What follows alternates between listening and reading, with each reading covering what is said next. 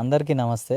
IPL 2026 అయితే complete అయిపోయింది. Congratulations to RCB team for their back to back second title IPL Indian Premier League. కాకపోతే ఇది పూర్తిగా ఎట్లా అయిపోయిందంటే ఇండియన్ పైసా లీగ్ లాగా అయిపోయింది. మనకు క్రికెట్ మీద ఉన్న పిచ్చిని వీళ్ళు పూర్తిగా బిజినెస్ లాగా మార్చేసుకున్నారు ఈ ఐపీఎల్ తోటి. ఇంటర్నేషనల్ మ్యాచెస్ కూడా ప్రిఫరెన్స్ అనేది తగ్గిపోతూ వస్తుంది.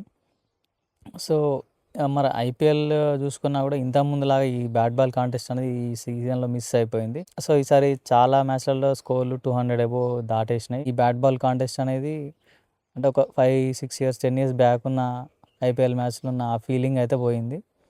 సో బౌలర్స్కి అయితే అసలు రెస్పెక్టే లేదు, అట్లా చేసేసారు. సో ఐపీఎల్ అనగానే మనకు గుర్తొచ్చే ఇంకో విషయం ఏంటంటే ఈ bettings, fan wars, social media, ఈ ట్రోల్స్, హేట్రెడ్ ఇట్లాంటివన్నీ.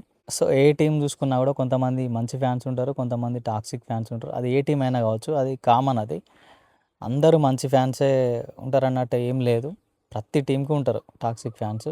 సో ఈ టీం ఫ్యాన్సే మంచోళ్ళు, ఆ టీం ఫ్యాన్స్ మంచోళ్ళు కాదన్నట్టు ఏం ఉండదు. ప్రతి టీంలో ఈ సెక్షన్ ఉంటుంది, ఆ సెక్షన్ ఉంటుంది.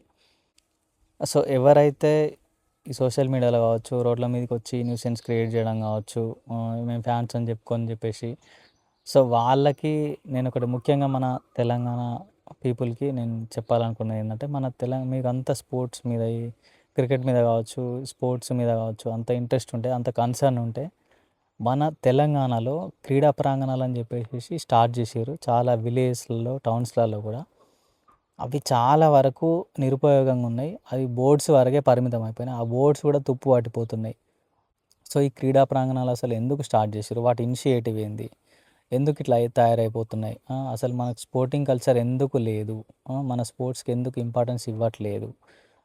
రీసెంట్గా ఒక ఇన్సిడెంట్ జరిగింది. సాత్విక్ రంకిరెడ్డి అని ఒక badminton player, out of emotion ఆయన, అంటే ఆయనకి ఒక రికగ్నిషన్ లేదు వేరే స్పోర్ట్స్కి అని చెప్పేసి బాగా డిసప్పాయింట్ అయిపోయి ఒక స్టేట్మెంట్ ఇచ్చిండు. సో అట్లాంటి స్టేట్మెంట్స్ నాన్ క్రికెట్ ప్లేయర్స్కి ఎందుకు ఎదురవుతున్నాయి, అంటే ఆ సిచ్యువేషన్ వాళ్ళు ఎందుకు ఫేస్ చేయాల్సి వస్తుంది.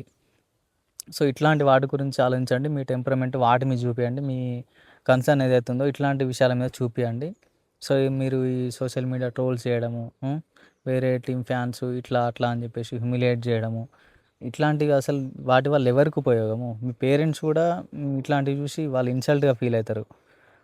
సో ఇట్లాంటి వాటి మీద ఏమైనా పనికొచ్చే విషయాల మీద మీ టైంని, ఎనర్జీని ఇన్వెస్ట్ చేయండి. ముఖ్యంగా తెలంగాణ పబ్లిక్కి, అంటే ఎవరైతే ఈ ట్రోల్స్లలో దీంట్లో ఇన్వాల్వ్ అవుతున్నారో వాళ్ళకి నేను చెప్తున్నా. సో మన తెలంగాణ ఏం ఊరికే రాలే ఫ్రెండ్స్, చాలామంది వాళ్ళ జీవితాల్ని సాక్రిఫైస్ చేయడం వల్ల వచ్చింది. చాలా తెలంగాణ మూమెంట్ జరిగి ఒక సిరీస్ ఆఫ్ ఈవెంట్స్ అయిన తర్వాత చాలా కష్టపడి తెలంగాణ వచ్చింది. చాలామంది కార్మికులు కూడా వాళ్ళ వాళ్ళ వంతు ప్రయత్నం వాళ్ళు చేసి కొట్లాడితేనే తెలంగాణను మనం సాధించుకోవడం జరిగింది. అట్లా తీసుకొచ్చుకున్న తెలంగాణని మంచిగా డెవలప్ చేసుకోవాల్సిన, మంచిగా షేపప్ చేసుకోవాల్సిన బాధ్యత కూడా మన మీద ఉంటుంది.